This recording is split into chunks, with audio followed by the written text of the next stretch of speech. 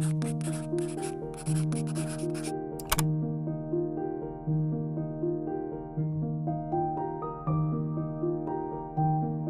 guys, welcome back to my channel, and at this point I feel like everyone knows I am someone who struggles with acne a lot, like very hormonal, sometimes very painful acne. So in this video I kind of wanted to show you guys how I do my base routine to cover up that acne when I'm doing a full face of makeup. So this is my base with everything on. This is my skin without any makeup. I have very inflamed hormonal acne with a lot of texture and dry patches. Okay, so just to start, I'm gonna put my hair up so that it doesn't get in the way of my makeup. So things like moisturizer and sunscreen I've already applied to my skin, and if you are doing makeup right after your skincare routine, it's good to wait until your skincare is completely set into your face so that your makeup doesn't move around with your skincare.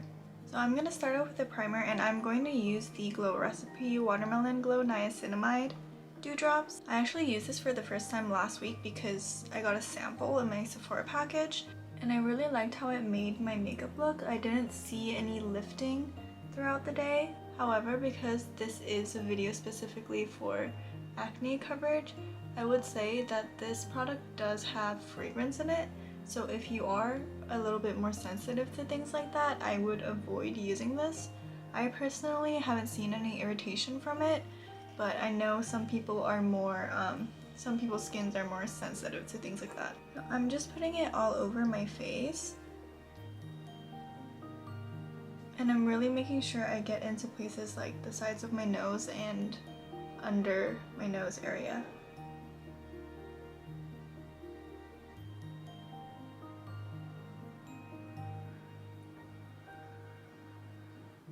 Now that my skin is prepped, I'm going to move on to color correcting, and I'm going to use the e.l.f. Camo color correctors. For the peach color, I'm just applying it to my under eyes, as well as any acne scarring that's already gone like dark. But most of the stuff on my face is current acne, so I actually don't use this one as much as the green one. So this, I'm just applying a really thin layer in all the redness.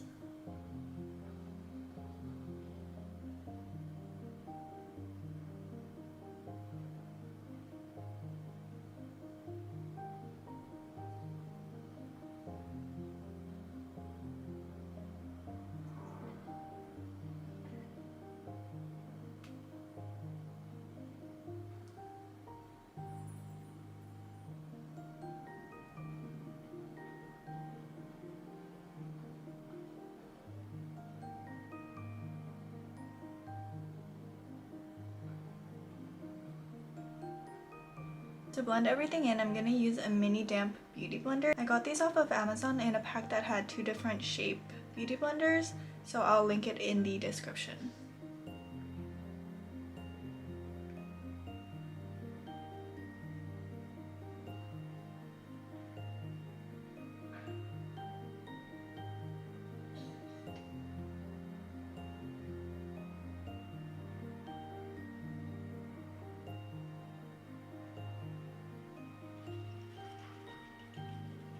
Now that everything is pretty much blended in, I'm going to go over it with concealer. For concealer, I'm going to use a potted concealer because pot concealers tend to be a little thicker in consistency, and because of that, they're a little better at covering up any spots that you have. I'm going to be using the NARS Soft Matte Concealer in the shade Macadamia. So I'm going to be using a flat brush to apply. I just find that this type of brush makes it easier to apply and blend out your concealer. I try not to dip back into the pot too much because you don't want to apply too much product onto your face, because that's what causes the lifting.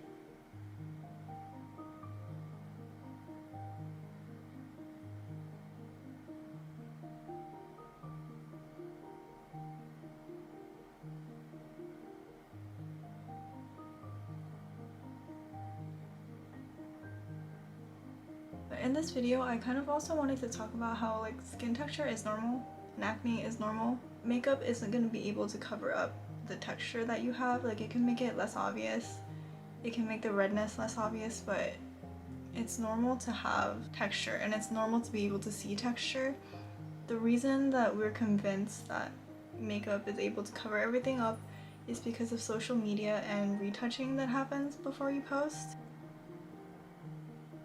So for my nose area, I'm actually going to do like a really thin layer, so I use the leftover of what I have on my brush. So I'm actually going to wipe off the excess concealer I have on my brush onto a wet wipe, and then I'm going to start blending out the edges of my concealer.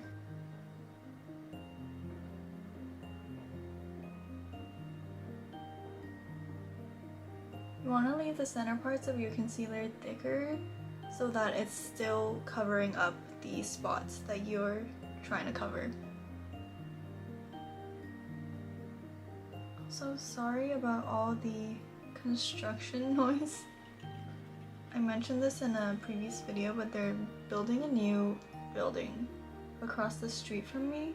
They have just barely started, like they're now just building the floor of the base, and I feel like every time I try to film is when like all the sirens start going off. If you have more red, inflamed, or hormonal acne like I do, you're not going to be able to cover up that texture or bumpiness that it gives you, and that's normal. You don't see it on social media because it's so easy to smooth out your skin. Even after you apply makeup, it's normal to be able to see that texture because that's not going to go away. And it has nothing to do with your skill or the product that you're using. When it comes to texture, you're just not going to be able to hide it completely.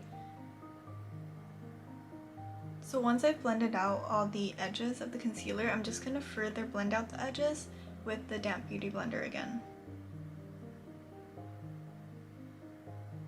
This is going to help just blend it in nicely with the rest of your skin. And like I said, you don't really want to overblend the parts that you're actually trying to cover, because you're just going to end up taking that concealer off. Now that I'm done with concealer, I'm going to move on to foundation. It's better to choose a more semi-matte type of finish, because when you pick a foundation that is a little more glowy, it can be easier to see the acne that you have because it's going to highlight the higher parts of your bumps. But if you go too matte, it can highlight the texture that you have as well, because it's going to dry into any dry patches that you might have. So I'm going to use the Haus Labs Triclone Skin Tick Foundation, and I use the shade 175. And I'm actually going to apply this with a spatula. The reason I do this is because the concealer is a little on the thicker side, so you don't want to over apply product on top of it, or else it will move the product around, and that's when you're going to start to see lifting and caking. And then I'm just going to blend it out with a sponge. This is like your regular white makeup sponge that you can get, I feel like, pretty much anywhere. It's just shaped differently.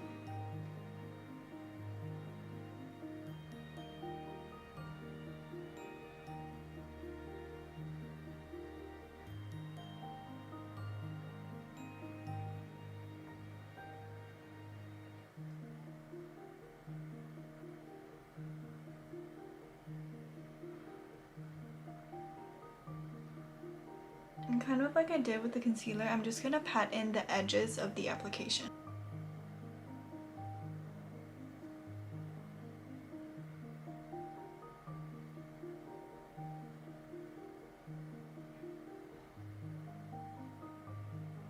For my eye area, I'm just going to use the product that's on my sponge.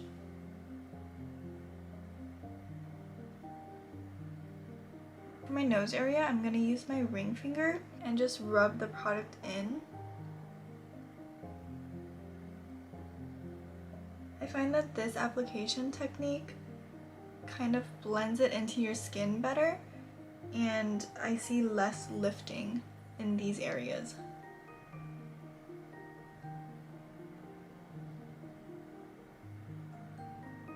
And then once I've applied it onto my nose, I'm just going to use the sponge to blend out the product. So now the actual foundation and concealer and everything is done. I like to go in with a blurring powder, and for stuff like this, I like going in with a pressed powder instead of a loose one. I feel like pressed powders, the application technique gets a little easier to press it into your skin so that you are giving more of a blurring effect. So I'm gonna be using the Skin Food Peach Pore Blur Powder. It comes with a little applicator and I'm just gonna press it into my skin. And this just gives a really smoothing effect.